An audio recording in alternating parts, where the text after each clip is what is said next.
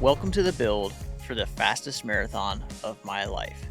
In the next 12 weeks, I want to take you through what it looks like to build for a 3:05 marathon leading up to the Cleveland Marathon on May 17th, 2026. So as you know, the past couple of years, I've been trying to make steps toward running a sub 3-hour marathon. And the next obvious step from a 3:09 marathon is going to be probably a 3:05 or a little bit better. And so that's what I'm going to be chasing in the next 12 weeks. That's what I'm going to be building toward, and I want to take you along with me. In the past 12 weeks, I've been building up my base mileage to be able to finally start a marathon prep. And I built that base mileage up from about 20 miles a week to about 40 to 45 miles a week. And in this first week, my goal was to break 50 miles with one quality session and one long run with a few marathon paced miles. Starting off the week, I had a few easy runs on Tuesday and Wednesday, and that leads me into the first quality session of the Cleveland Marathon build. Today is going to be the first track workout of the Cleveland Marathon prep. Previously, I did the Coros fitness test, and it put my threshold pace at about 6:54. And for me to be able to run a 3:05 marathon, I have to run about 7:03 per mile. In order for that to feel not easy, but very doable, my speed sessions or interval sessions at the track need to be 45 seconds to a minute faster than goal marathon pace. Now, I have not ran that fast in quite some time. So, like I said, this workout is going to be sort of a tester to see where my legs are and see if I can even run at those paces right now without my heart absolutely blasting out of my chest.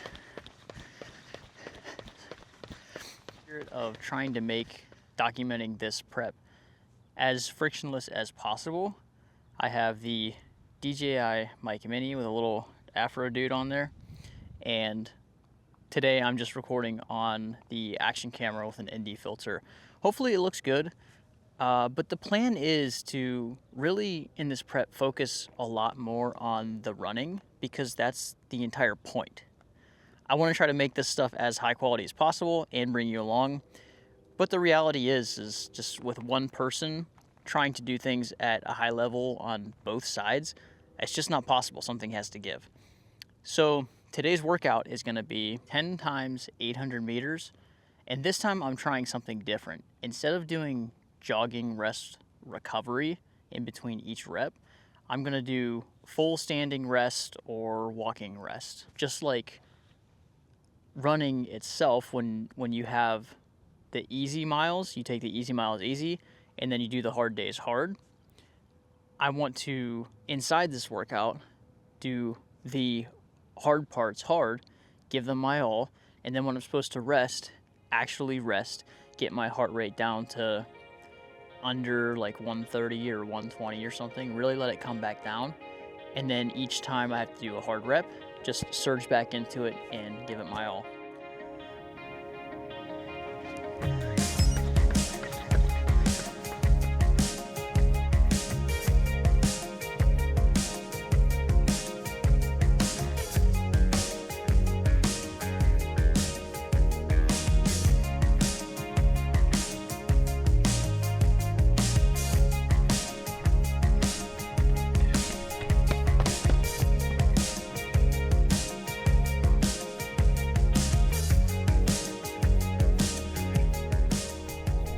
All right, 9 more of those, but I do get standing or walking rest, so that'll be very nice. See, probably about like halfway or something.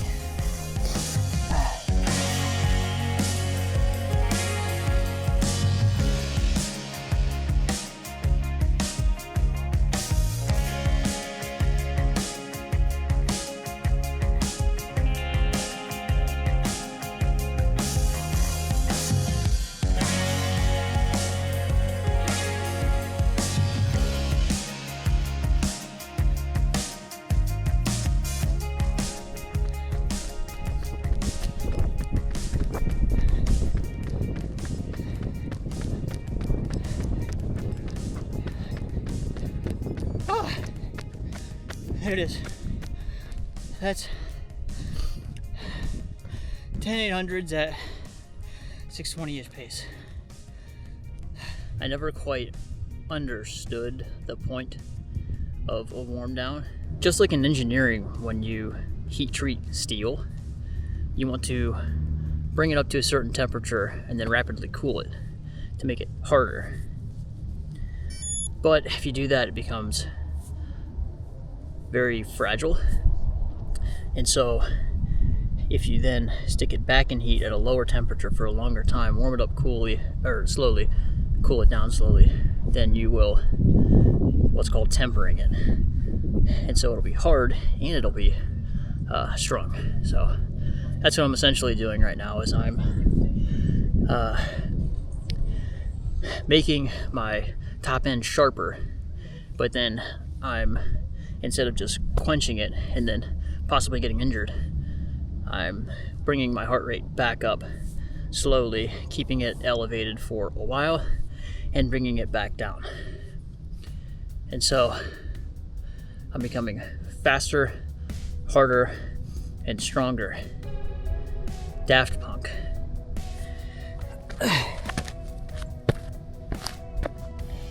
Going into this track workout, I had a few hesitations. I knew that 620 per mile on these reps would probably be a little too fast, pushing my heart rate into the anaerobic zone. For the marathon, the system that you're trying to train is the aerobic system. The paces that you're gonna run during the race are sub-threshold.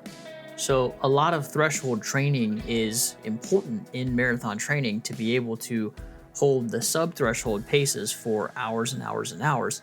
And near the end of the race, the last 6 or so miles, your heart rate will probably be getting up to the anaerobic endurance level. This track workout, like I said, was a test to see where I should be placing those paces for the next couple weeks to then move toward running the training paces that I need to run 8 weeks out from the marathon. I've been looking at everything on the Coros app, and I've completely forgot about the Coros Training Hub. And so I jumped onto here, and you can clearly see that it says that my lactate threshold is 178 beats per minute. So the high 170s, almost 180. I mean, during this track workout, I might have been a little bit into the anaerobic endurance area. But I mean, based on what it said on the heart rates for the actual workout, Coros said that I was mostly in the lactate threshold area. Even though my heart rate felt like it was high, I don't know. Like, it says 178 for lactate threshold. Maybe that's correct, maybe it's not, because I haven't used a heart rate monitor that is actually semi-accurate. I was running in the threshold zone, and I guess it does make sense based off of what Coros is telling me, based off my data, and based off of hard races that I've run, long races that I've run. I guess I do run at a higher heart rate than other people. Who knew? That's good information, I guess.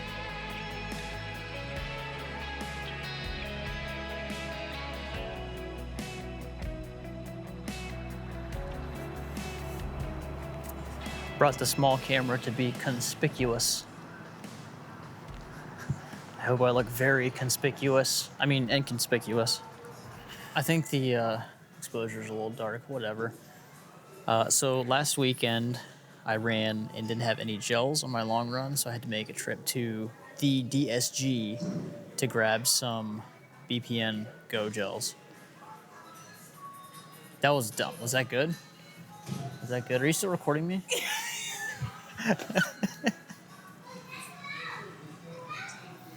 I look very conspicuous right now. Where? Oh, here they are. I think I'll need 4. Yes, very close to my face right now. This is the best flavor of the Go Gels. This is officially the worst flavor of Go Gels.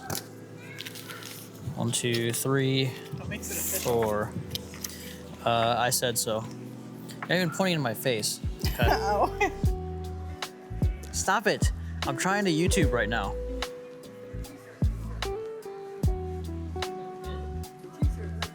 That's my sister.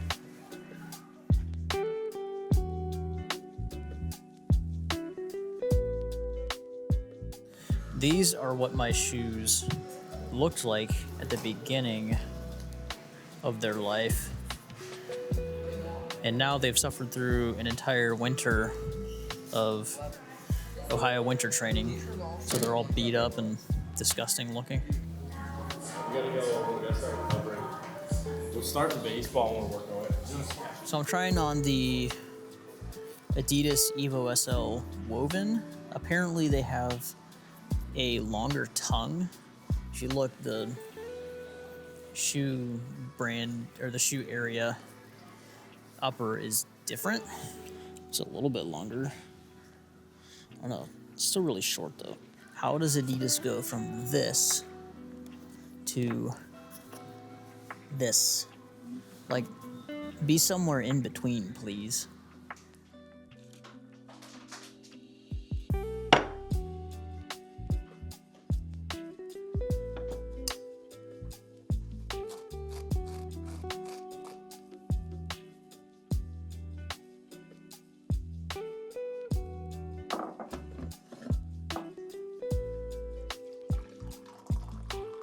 Now, I don't know if you are as excited as I am, not only because the sun is out and the weather is absolutely amazing, which just adds to it, but today is Saturday.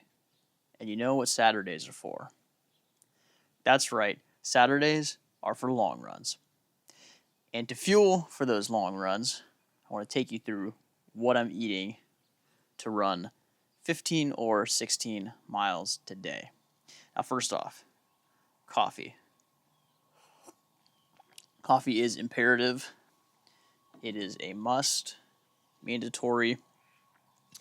Second thing is a banana. And then the next thing is a bagel with some butter and some honey. Now, I've heard some things about honey from places like Walmart, unless it's like a specialty place, a specialty honey from like a farmer's market or local or something. Most likely the honey is going to be full of high fructose corn syrup and not actually honey. And so you might just be wasting your money. At the end of the day, I mean, sugar is sugar, so it'll help either way, but I'd rather not have high fructose corn syrup processed sugar if I can. I don't know if it makes me run worse or not, but putting that stuff in my body, just, I'd rather not do it. So, bottoms up for this. Now, it's imperative that I do my long run today. Again, number one, because it's freaking beautiful outside. And number two, because tomorrow I am heading to fly out to Dulles, Virginia, where we're going to be filming the spring edition of the Water in Motion project. And you've seen that on this channel a few times. So what that means is that I need to do my long run today, get most of my mileage done for the week, which I already have. I'm at like 32 miles right now. If I run 15 or 16 today, that'll put me at like 47 miles. And then tomorrow, all I'll have to do is about 3 miles. So I got 15 miles today, and I have a sneaky suspicion that this 15 miles is going to go really well. 15 miles coming up here. I'm going to do a quick pre-run fit check like all the kids are doing. Pretty much literally everything that I always wear. Got the Evo SLs, Koros Pace 3 watch, CLA BPN hat, Chicken Legs Half Tights feature socks, and then the famous or infamous rabbit racerback singlet that my nipples chafed in for Indianapolis 2025. I put on squirrel's nut butter on my nips so that hopefully that doesn't happen. One thing I wanted to mention is that my Coros fitness score has gone up to 88.1, which puts me at a 3:16 marathon. So my fitness has improved. Hopefully today after the run, it will improve even more. I'll be fueling today with 4 BPN Go gels and switchback electrolytes. That's pretty much it. With all that said, it's time to hit this 15 mile. Just about 8.5 in. I think I drank too much before I ran. I had to pee like twice within 6 miles. I think I'm also just generally fatigued from the rest of this week.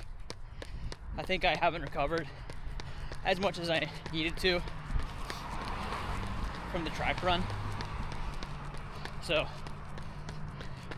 heart rate was higher, pace was slower. Now I'm finally feeling good, and I'll play it by ear whether I want to do a few miles at the end, trying to work down to steady marathon pace.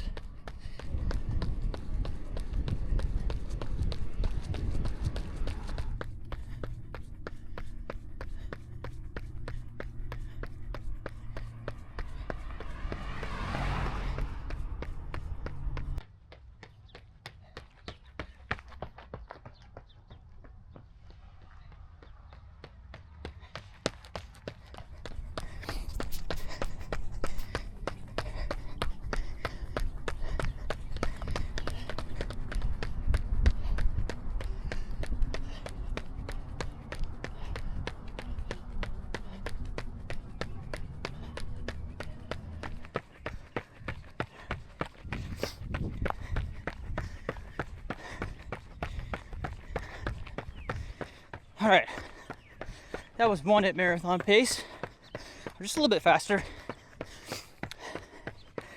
Average heart rate, I think, was like, it got up to like 175, but then dialed it back to like 170, 172, which I think is good. I'm gonna do 1 mile at an easy pace, and then the last mile again at about 7 to 7:05. That's on a downhill though, so might be a little easier. I planned it that way.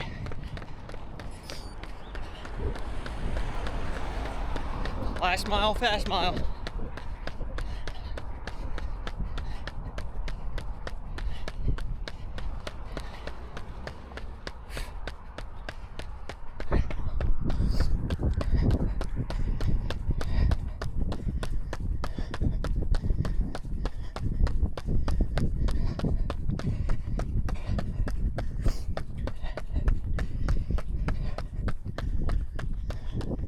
All right, that is 15 miles done and dusted.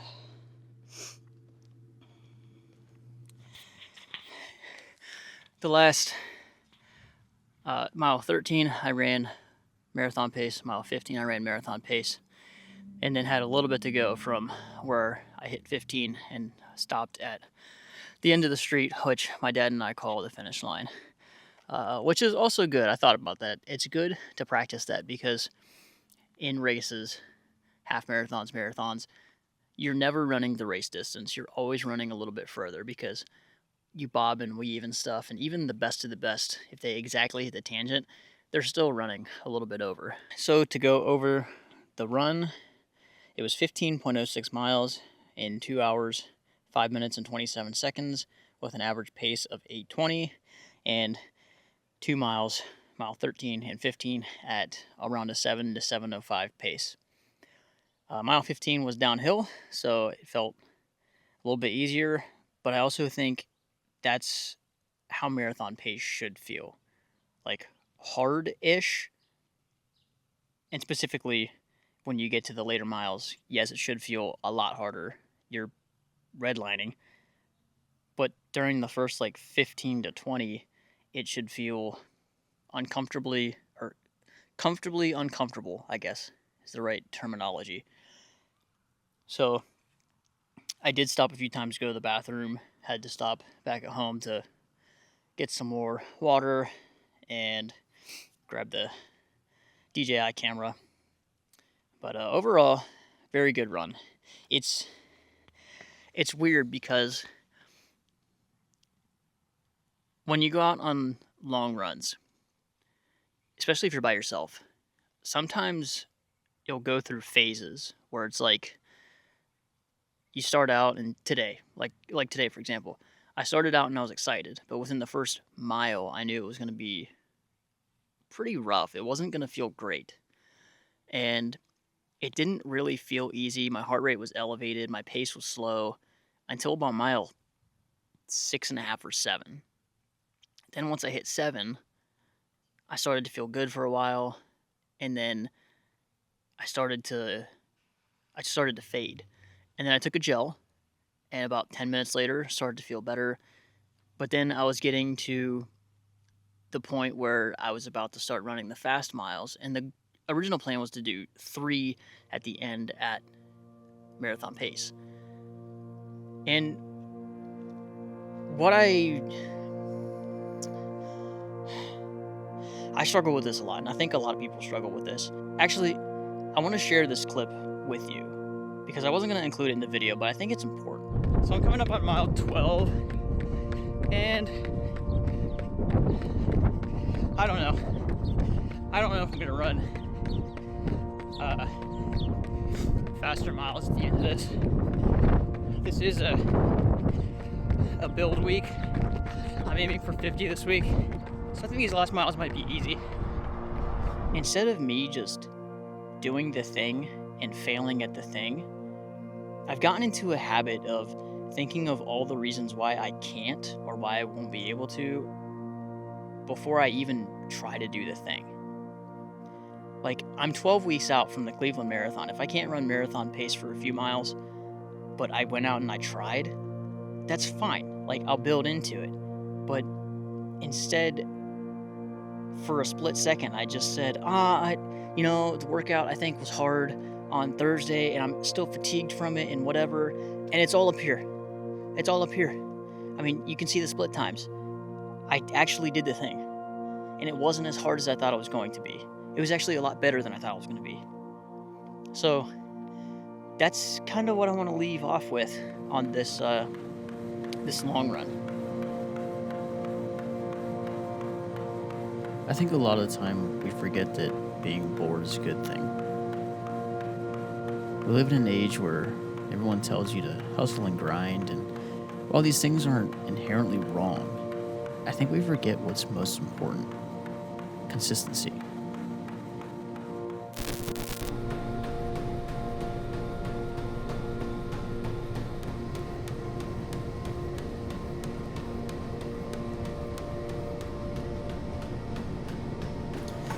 So I've made it to Sunday.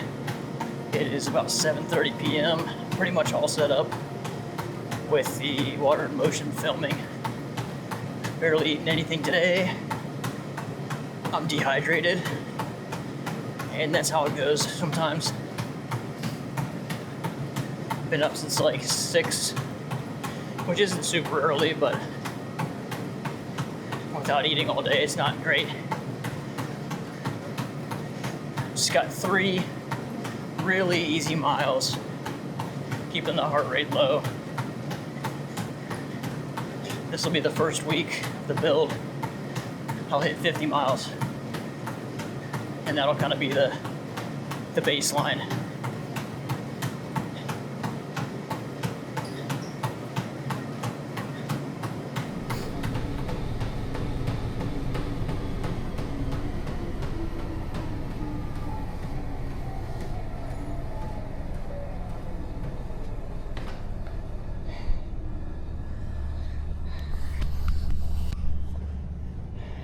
And ladies and gentlemen, that is 3 easy miles tonight. 50 miles for the week. Yeah, I want to show you what I'm working on here. You've seen it a few times on the channel, but essentially we are filming water aerobics, and this is the venue that we'll be filming in. Got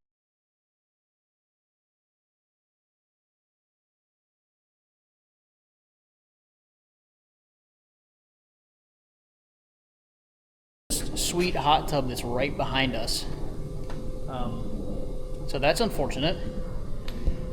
And then this time we have a way smaller setup with audio and all that stuff. This is gonna be the spot where work is going to happen for the next 2 days, 7 a.m. to basically 6 or 7 p.m. Monday, and the same on Tuesday, and I have a late flight out on Tuesday, getting home at probably like 1 a.m. 1:30 a.m. on Wednesday morning, which honestly for training it sucks. So far I feel pretty good. First 50-mile week in a long time, but I've been steadily building it back up. My Strava graph looks like this for the past like 12 to 14 weeks, and so I'm feeling good so far. Long runs have been feeling pretty good. Paces have been feeling pretty good. So ending this first week of Cleveland prep feeling really good. Got 50 miles in, feeling healthy, feeling fit, and I'm excited to see where this build is gonna go. I think that if I keep up consistent running, I can probably run in the low 3s, between 302, 305. That's what I'm shooting for. Comment down below, what are you training for? What are you excited for? How did your winter training go? Hopefully the winter's over. We're getting there. Hopefully the nice temperatures and weather are gonna start coming along in the next few weeks, so that all the work that you've done and that I've done during the winter time, we can start really enjoying our runs and really enjoying training after just the terrible winter that we had this year. But if you like this video, hit the like button. If you want to keep following along on this 12-week build to the Cleveland Marathon, where hopefully I PR and do it in a very healthy way, then hit the subscribe button, hit the bell, all that stuff so that you don't miss anything, and I will see you in the next run.